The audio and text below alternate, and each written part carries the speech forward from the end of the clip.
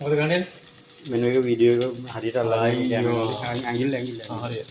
මට මේක මේ YouTube එකක් දාන්න හදන්න. YouTube එකට දාගන්න අපිට දැන් වීඩියෝ කරන්නද? වීඩියෝ කරලා වීඩියෝ එක යනවා ඔහොම කියන්නේ. දැන් අපි කතා කරන එකත් ඇහෙනවද? ඒක ප්‍රශ්නයක් නෑ මම හිතලා දාන්නම් මේක.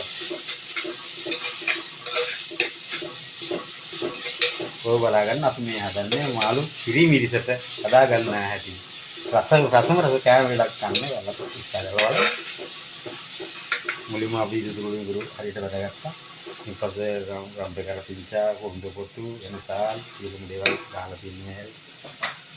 අපි මේ වැඩේ යන්න හදන්නේ අපේ හොඳටම. කන්න බලන්න හදා කොහොමද? නෑ ඔයගොල්ලෝ සින්දුවක් දාන කොච්චර කතා කරනවා ඔයගොල්ලෝ නෑ ඔයගොල්ලෝ කතා කරා.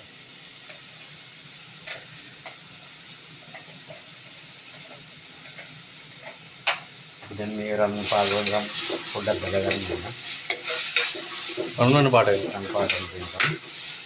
ඒක අපි මේකට දාගන්න ඕනෙම පුනපා ස්වල්පය. හරියට පේන ලයින් එක කරනවා. මේකට පාලු ටික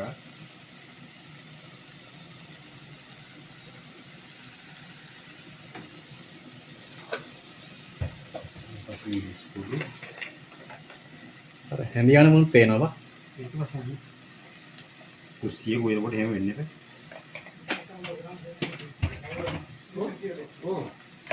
අනිවාර්යයෙන්ම ගොරක කැපලි කිප්පයක් දමා ගන්න.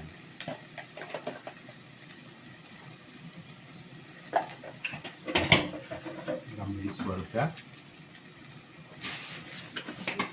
අන්න පුළුවන් ඒ ගම්මිරිස් වැඩි වගේම.